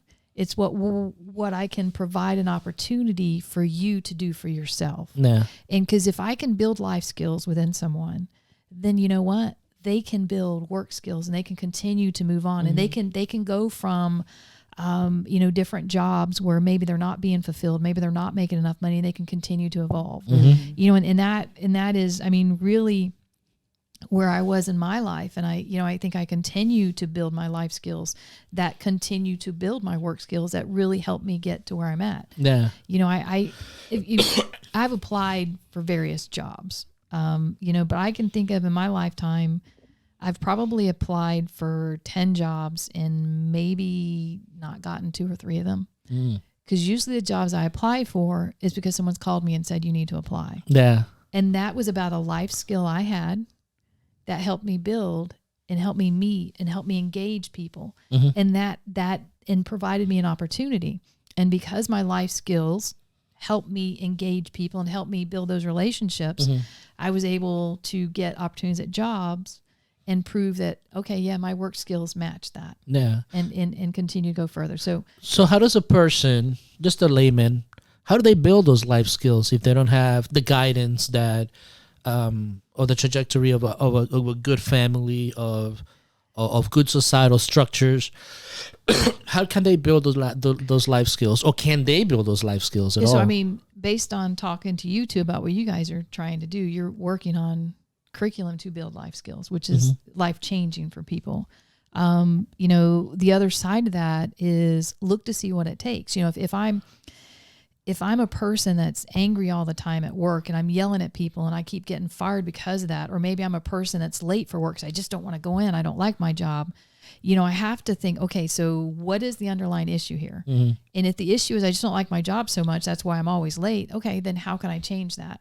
So I can either improve, what I'm doing and apply for other jobs, or the job I currently have, I can change my attitude for. Yeah. You can't do, you have to do one or the other, because if you continue to go to a job that you're just angry and hate and you're miserable, then you're only going to continue to get worse. So you have to change your mindset and say, you know what, it's not that bad, or I can hang out here until I get another job, but I need to get a good reference from this job. So I need to make sure I'm doing a good job and come on time and do what I need to do. And picking where you want to be. Now, most people don't realize that from your experience, if a person arrives at that point, I hate my job, but they don't do anything about it, and they just stay there complaining, making life miserable for themselves and others, that has a trickle-down effect on every other aspect of their lives. Yeah. Like, have you seen that with your experience? I spent probably a year and a half in my car outside, just like, I don't want to go in today. I can't do another day of this, because the people who were running the show were, lack of a better term, idiots. And every decision they made had a negative consequence on everybody else, and they thought they were just all that in a bag of chips. And I would go out. Been there, done that. But go ahead. I mean, and I would arrive at work, and just sit out in my car and say, I'm not going in. I can't do it. I can't go deal with these people again. And there's sometimes I'd call my husband or I'd call a friend, and they'd be like, it's going to be okay. You got this, and give me a little encouragement. But there's other days, I didn't call anybody, and I would go in and I'd just like, oh, I don't want to be here, and I would be, I won't say ugly to people, but I wasn't my normal, charming, positive, happy self, and everybody like, well, why are you so, what's wrong? Are you okay? You're okay. And, and the reality was I had to self-evaluate and say, I can't change it. This is what's paying the bills. So I need to change the way I think about it and have to focus on what my job is. And I had to get away from what they were saying and what they were doing and how impacted, because the reality is I was actually doing pretty good at that job, but the decisions they were making were really bad for other people. But I had gotten a couple raises. Actually, I gave up a raise because I'm like, no, you need to give raises to other people. Stop giving me a raise. Because, in yourself a raise, because these three people always gave themselves raises first. Administrators, right? Yeah. Yeah. And I said, you need to stop giving them raises and give it to some of the people who are barely making ends meet, and that just got me in more trouble. But so I had to start saying, okay, I can't fix them. You weren't respecting authority then. I did get told that. Yeah. She did get told. I did get told that. Yeah. But I had to say, I can't, what they decide and what they do is on them. And if they can't see how negative they're being, I can advocate for the other employees. And I would, okay, that's really wrong. Actually, I'm going to help you file a grievance, that kind of stuff. But I cannot dwell on that. I can't continue to let that control and define me. And I had to start saying, okay, so what is my real job? Okay, my job is this. And when I do this well, it helps people. So I'm going to do this well. And that's what I had to start focusing on was I want to do this well, not for me, not for those people in charge of me, but for the people who I'm serving in the community. So I had to refocus that until, and at the same time, looking for other jobs and so when I look for a job, I always look to see what the skill set is. Oh, I don't have that skill set. How can I build that skill set? How can you build it? Yeah. And that's how, and I picked a job I wanted and I built my skill sets out and, and then I got another job and then, and that job led actually to, someone at the college asking me to, adjunct and, and eventually, actually led to me working at the college. So full time. I met Joan as an adjunct. She was always like, I think I can say this. When she was an adjunct instructor, this just goes to that like that DNA that we're talking about of the, you just do things because you care. And, is that Joan would, teach classes for less pay. Cause the college will try to get instructors to make this class. If it only has 6 people in it, we can't pay full load. We need to pay less money. Will this and adjunct instructors at this institution do not get paid very well. But that's a strategic move on her part. That's very strategic. Well, the fact that she did that is the reason that they were like, wow, she's like, Joan is a dependable person, whatever. Exactly. But I never thought, because I didn't have my doctorate, I never thought, I got adjunct of the year, and I was sitting next to the dean and the person who nominated me for adjunct of the year, department chair. And the department chair says, you should apply for the job we have, the full-time. I said, I don't have my doctorate. And he goes, they're re-advertising it without a doctorate. And then I asked the dean about it, and the dean says, oh yeah, no, you should apply. So, I mean, never in my wildest dreams did I think I had a chance. I was teaching the classes because I enjoyed working with students. I enjoyed, and I did quite a few classes for free too. Oh yeah. Oh, I know. And like so, DISs. Yeah. Yeah. So I never thought that would have led to a full-time job because I didn't have a doctorate. That was never in the back of my mind at all. The money that I did get, of course, was nice. It was a little extra money, and I've always had, up until working full-time for the college, I've always had at least 2 or 3 jobs. I've had full-time and then 1, 2, or 3 part-time jobs, sometimes more. Yeah. Well, this kind of like leads into the perfect segue into our SQR reflection. Okay. And what our SQR reflection really is, it's looking back at the trajectory of your quest, from being pitched into the world to where you are right now, which is kind of like where we ended up. Pitched in. I like that. He always says pitched in. You're just throwing in. Like you're a softball player. You just take it and throw them in. Right. But again, it's like we don't get to choose who we're born into. We don't get to choose a lot. We don't get to choose as much as people may pretend. Skewer, I just realized that's what his shirt was. Yeah, that's branding. Trying to learn this thing. Like this. So we get pitched into the world. You go through your trajectory, and there's a couple of things that I really want to ask you specifically about what has become known to you, and that's what SQR stands for. It's a Latin word meaning known, and our experiences teach us things. So the first thing that I want to touch on and kind of like do a little reflection on it, based on your experiences with your parents. And being a parent now yourself, what are the principles that have become known to you? Like, what do you mean? So, for instance, you mentioned the aspect of respecting authority, to do that, to being there for your family. What are those values, those things that you, to this day, you're still carrying on that was passed down to your family? I mean, respect, of course, is a big one, and then compassion. I mean, and kindness and the ability to, it's not about me. I'm going to write a book. Actually, I've been working on a book, and really, yep. I didn't know for that. many years. And it's entitled, well, whose fault is it? Because every time I had a conversation with an employee, or every time I had a conversation with a player, every time I had a conversation with someone, they were like, well, that's not my fault. Well, whose fault is it then? And I think one of the things that we have going on right now in this country is it's always somebody else's fault, right? I mean, I'm so tired of people saying, well, it's their fault, or they did this, they did that. You know what? Take ownership for who you are. Understand that decisions you make define where you're going to be. And if you don't like that decision, or you don't like where you're at, then make a different decision. And that, that was something that my parents really taught me, that, you have to take ownership. If I do something wrong, Jesse knows. I'm like, no, I did that. Yeah, I broke that rule. Or, yeah, no, I did this. And I'm usually, very forthcoming about that. So, responsibility, take responsibility for your actions, respect, kindness, compassion. I mean, that defines who you are. And those were foundational things that you learned from your parents. In terms of life, life is always going to present you with challenges. You mentioned about your previous marriage. You talked about your son and his birth and the issues that he had consequently because of that. So there's always going to be obstacles in life and challenges. what has become known to you while facing all those different obstacles? So I think that you have to, those challenges, those obstacles are just things that you look at. The way I always look at them, okay, I'm going to overcome them. Mm-hmm. I've faced sexism. I have faced, discrimination. I have faced, all kinds of things. And I always look at it, okay, I can give attitude right now, or I can use my emotional intelligence to get through this.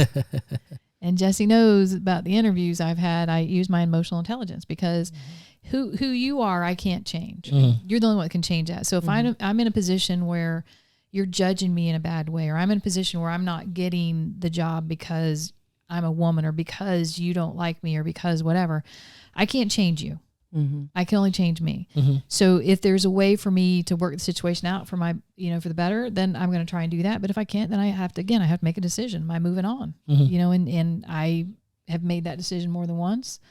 I've made the decision to use my emotional intelligence to, I always say, I teach emotional intelligence in the classroom. I always say, it gives you power over people. And you can choose to use your powers for good, or you can choose to use your powers for bad. And I was trying to use my powers for good. But if you have high emotional intelligence, the reality is you can get people to do anything you want. That's how you get these people, these, occults and stuff like that. Yep.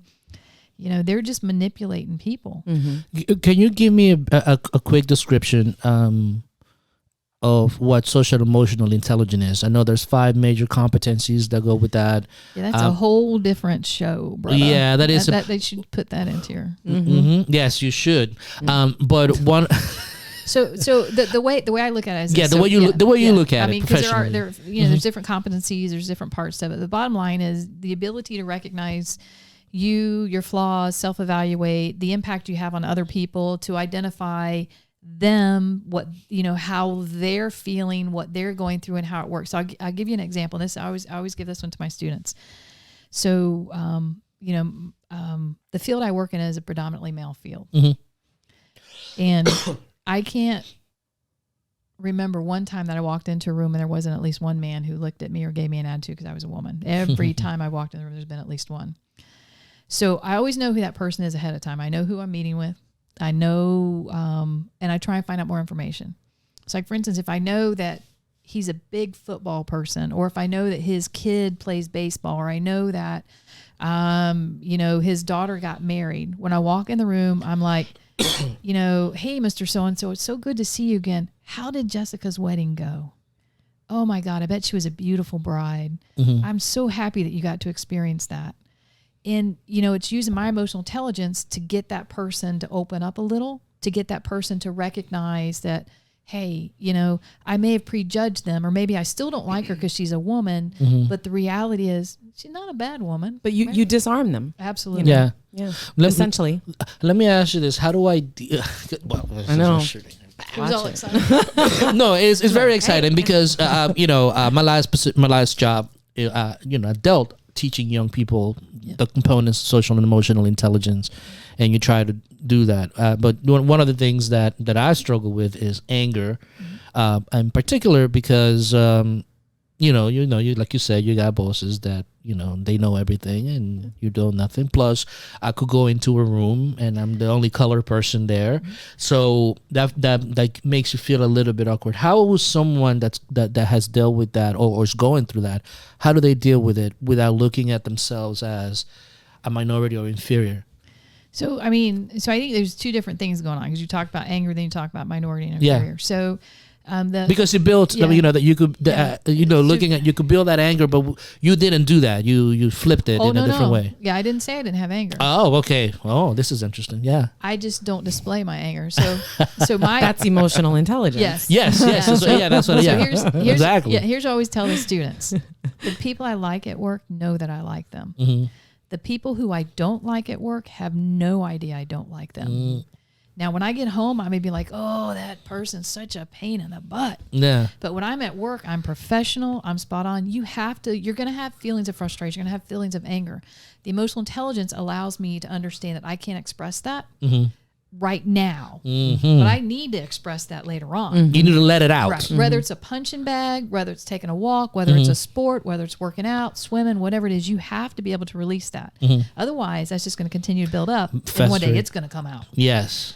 So that's how, I do it. So when I'm at work, this is me. Actually, it's interesting because they did a test one time at the work for all our leadership, and they tested me. Mm-hmm.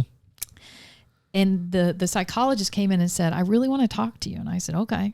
I said, what's going on? Did I fail it? I'm like, did I fail it? And he's I fail it? Yeah. And he's like, I want to know how you cope. And I said, what are you talking about? I didn't answer anything personal on there. He said, so I gave you guys a scale that identified your personality at work and your personality at home.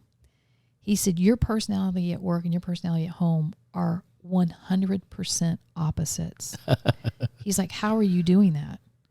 And I said, well, when I walk in the door, I'm at work. Yeah. This is who I have to be. This is who I'm going to be. I've already made up my mind when I come in, what I need to achieve that day, the people I need to communicate with, how I'm going to help, what I'm going to do. That's already made up. Yeah. The moment I leave, I can be me. Yeah. I can be in my t-shirts. I can be in my shorts. I can be in my socks, But the moment I walk in the door, this is who I am. If I like you, if I don't like you, doesn't matter. Everyone's going to feel they've been treated fairly. Everyone's going to feel the same about it. Everyone's going to feel that I cared about them. When I walk home, not walk home, I drive home. But when I get home, when I get home, there are people who I work with who I literally have seen in stores that as soon as I see them, they're like, hey, I just look and I walk away because I got nothing nice to say to that person. Yeah, correct. So because I'm not at work. That doesn't mean I have to be nice to you now. But when I'm at work, I need to be professional. I need to be supportive. I need to be a team player. Yeah. But when I'm away from work, I'm a different person. Yeah. I'm not a mean person, not an ugly person, but I'm a person that I don't want to deal with that. I don't want to deal with the talking. I don't want to deal with the backstabbing. I don't want to deal with any of it. The politics of it all. Absolutely. This is who I am. The good news is that it's obvious she likes us. Yeah. No, but it's interesting because I wouldn't be here if I didn't. That's right. Exactly. We did an episode on the masks that we wear. Yes. And understanding like the dark side of ourselves, and we have to give that a time to play. You have to. And you have to be able to separate where you are and present yourself separately where you are. And that's not being disingenuous. No. And that's interesting. Professional. Exactly. And that's interesting because it sort of leads into like the in the ski-R, there's the I stands for integration. And so what you're doing is essentially you recognize that when you're at work, this is what you're going to do. This is how you're going to behave. I'm going to go home. I don't need to deal with this anymore. I'm not going to deal with it. And so that's how you understand that about yourself. And then you go back every day and integrate back into work life, professional life with your students, interactions with people. And so I think that's really important because that's again, I think you're a very highly emotionally intelligent person because you have that capability.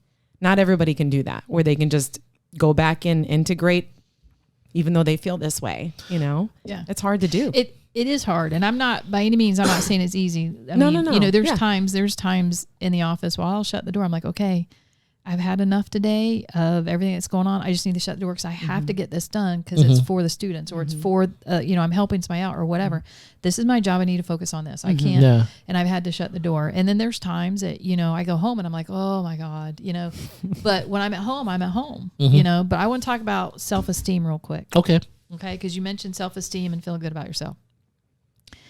So I have, over the years, had a lot of times where I didn't feel good about myself. I'm very self-conscious. I've gained a lot of weight. I don't like being on camera. I do not like that at all. There are no cameras here. Just pointed at the would-be she camera. She looked at it, but I did. Yeah. It's almost like you have this thing against the camera. I do. I don't like pictures of me. So I'm very self-conscious about that. And, my self-esteem is pretty low. I mean, I'd like to say, I've got a good self-esteem, but I don't. I never have.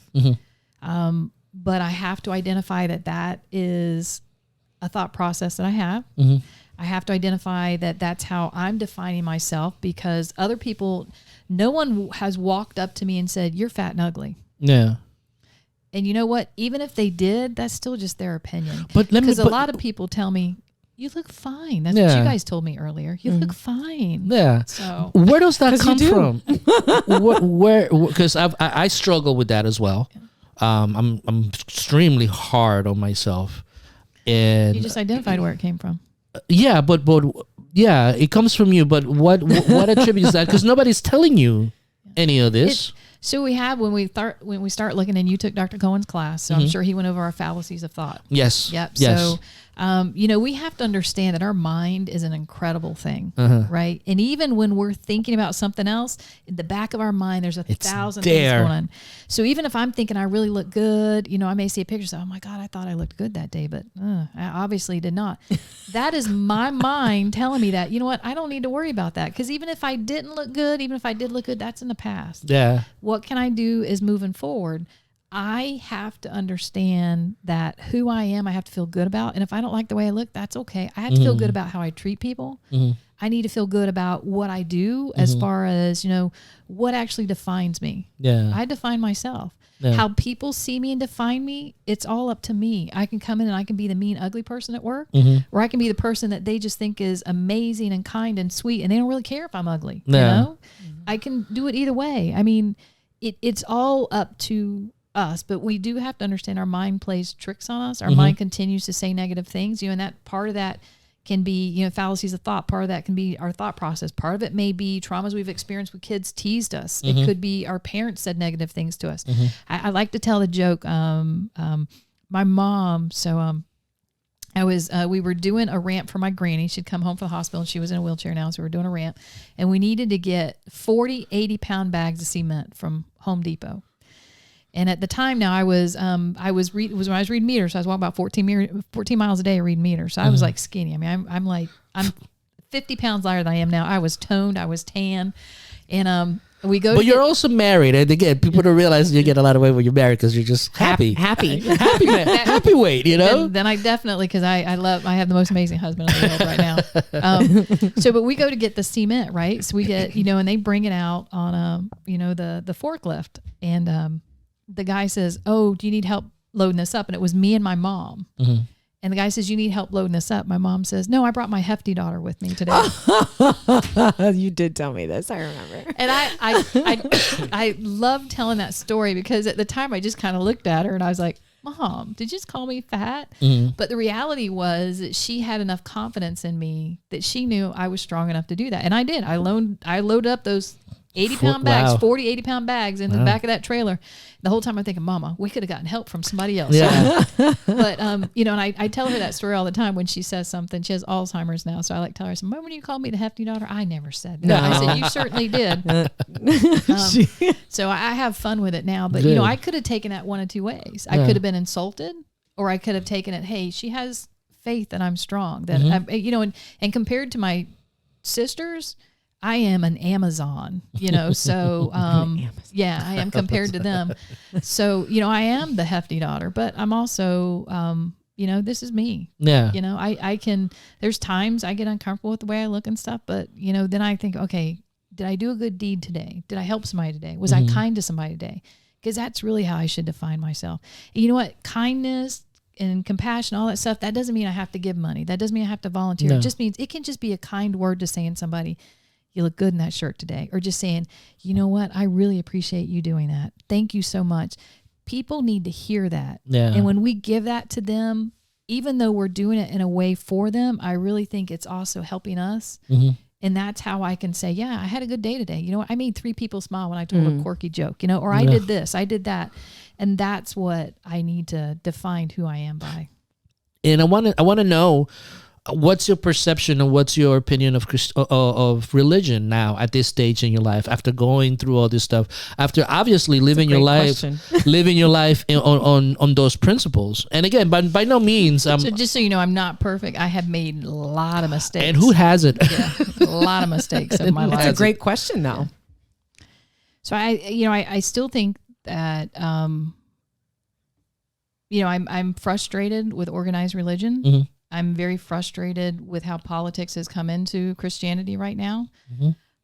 For that matter, all religions. Yeah, for me to hear people say that they're Christians in one breath, and then they talk about how much they hate immigrants, and they start talking bad things and all this other stuff. I just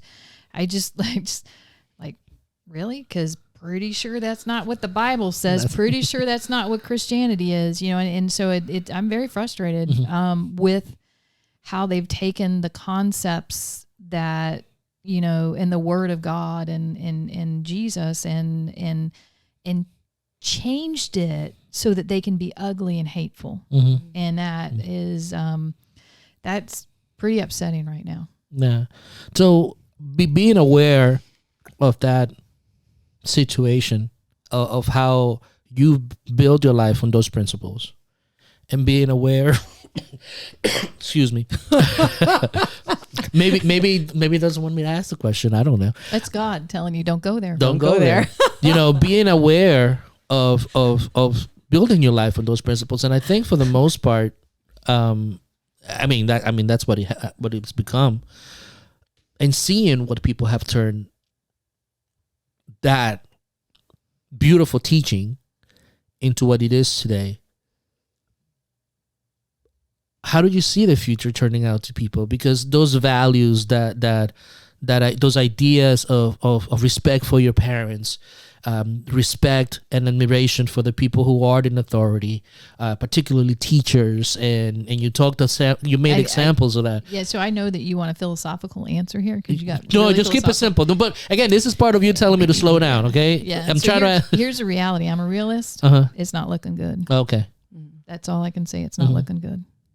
So how does a person still hold on to philosophy? No. I want to know from your standpoint, like how does a person that because we can't trust these structures anymore, but how does a person still live a life based on those principles when those structures are not there to support them?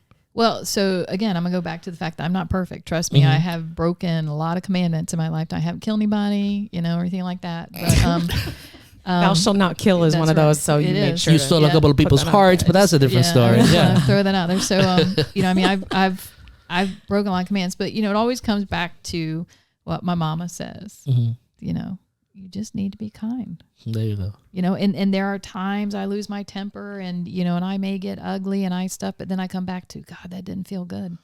It did not feel good to do that. Yeah. I can't spend my time trying to justify the world or think about it, because when I do, and Jesse knows this, when I start thinking about what's going on right now and the way people are behaving, who do I get upset? Yeah. We had an interesting discussion yesterday, and I was just like, oh boy. Yeah. Why do they always do this by my desk? Yeah, yeah. I'm sorry. No. That too. No, it was a good conversation because I was involved in it, because I was talking about Omar and how people have got your back. Have experienced how people they mistreat other people. Yes. And the ignorance of individuals, like I was saying, people think Omar is black. Is it because of the color of his skin? You don't know that he is a black just Omar. man. Yeah, that's what I want to. That's it. That's what I want to be looked at. This is Omar I've always known. Mm-hmm. Yeah, it's Omar. That's it. And we have differing perspectives and points of view, and the fact that you don't even want to take the time. This is what I think of you. You want to take the time to get to know that person and understand them. And you may not agree with their perspectives, but okay, I'm willing to have a little debate and talk about that, because I think that, I've seen you do that. Mm-hmm. But, and then at the end of the day, it's okay, well, we're going to agree to disagree, but I can appreciate that I've seen you do that. I can appreciate we had this conversation. We're not going to agree, but that's okay. People who I don't like and I don't respect, I don't care. Exactly. But I think that most of the people that I've seen you engage with, and that's always been the outcome. And I have a deep respect for that. 95% of the people in the world, but there's some people that I'm just like, yeah. Yeah. Mm-hmm. And I just let them talk, and when they're done, all right, I hope you have a wonderful day. Thanks for coming. Mm-hmm. And move your way. Because that's not a person I want in my life. That's not a person I even want to be around. I mean, I'm not so I'm like a real big Marvel person. I love my X-Men. I love all those. I'm a comic book person. I'm a nerd. And I'm not a telepath, but I'm going to tell you, when people are good people, I can feel it. I can sense it. Yeah. And when people are bad people, it's just like, oh. Your soul speaks to you. Yeah. I mean, like, so you get that vibe. Yeah. I mean, Jesse, as a woman, we know there's different ways men hug us. Mm-hmm. Some men want to hug you so they can cop a feel, like the dirty old man hug, right? Dirty old. I mean, we know that, right? It's true. I can tell by a hug what that person wants and is thinking, right? You know that. Yeah, That's true. And there's some people that when they go, especially men, when they want to hug me, I just stick my hand out because I'm thinking, I can feel what you want, and that ain't going to happen. So, I mean, and I think that we all kind of have that, right? We all have that person walks in the room like, God, you know, they're, you have that sense. yeah. Yeah. And then there's people that walk in a room and I'm like, there's some people that'll come up, like I'll be talking to you and Denise, and you know, and there's some people that'll come up and I can just sense who they are, and I'm just like, go right back to my office. I'm like, and then there's some people I kind of hang out to make sure they don't attack you guys or say anything ugly to you guys. And then there's some people I just want to sit there because I'm like, oh God, what an awesome person. You know? So I think that we all have that ability if we open up our minds and our hearts to give everybody an opportunity and a chance, that you can start feeling and sensing, you know? Yeah. And I mean, you know, I've been wrong. There's sometimes I thought, like, that's a great person. I'm like, ooh, I messed up that one. That was a really bad person. Yeah. But it's not very often. No. Yeah. But you answer actually the R part of the ski R, which is I did it. I got an A. Yeah, which is how you choose to live your life, you know, and how do you return with all this information? It's understanding. Correct me if I'm wrong. I'm trying to recap. Is one, trusting you, listen to yourself, and know when something doesn't feel right. But to trust and listen to yourself, you need to make sure that your inner voice is on track. Yes. All right. Yes. Because there's times that I trust and listen to myself, and after I'm like, oh, that was really bad. Why did I do that? That was a bad decision, right? Mistake. So I think, and that's part of that emotional intelligence, being able to self-reflect and be able to say, okay, I see where I went wrong there. You know, I missed that red flag, or, you know, I did that in a selfish way instead of really evaluating the situation. You know, it was impulsive or that. So that's that going back and being, because you're going to make mistakes. Everybody makes mistakes, right? And, you know, that self-reflection is so important that when things don't go your way or it didn't happen the way you wanted, okay, where? And sometimes it's decisions we make, sometimes it's things we do, and then sometimes it's something we have no control over. I mean, exactly. the times that I didn't get those jobs, it had nothing to do with me. Because I'll go back in my mind, okay, I answered this question.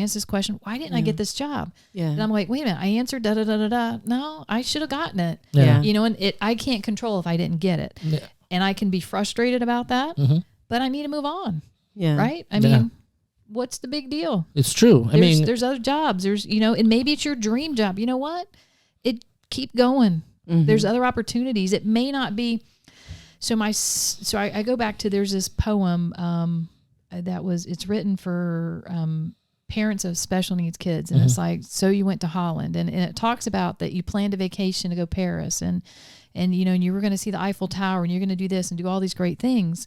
And, but you get off the plane and you're in Holland. And you realize it's different. But you know what? It's still beautiful. Yes. Yeah. The flowers are still amazing. It's still a great place to be. And, you know, I used to have it on my wall at work because it reminded me how special I was to have a special, you know, how amazing it was to have a special needs child. Yeah. And that, you know, I didn't get to Paris. You know, I didn't get to do all the things other parents did.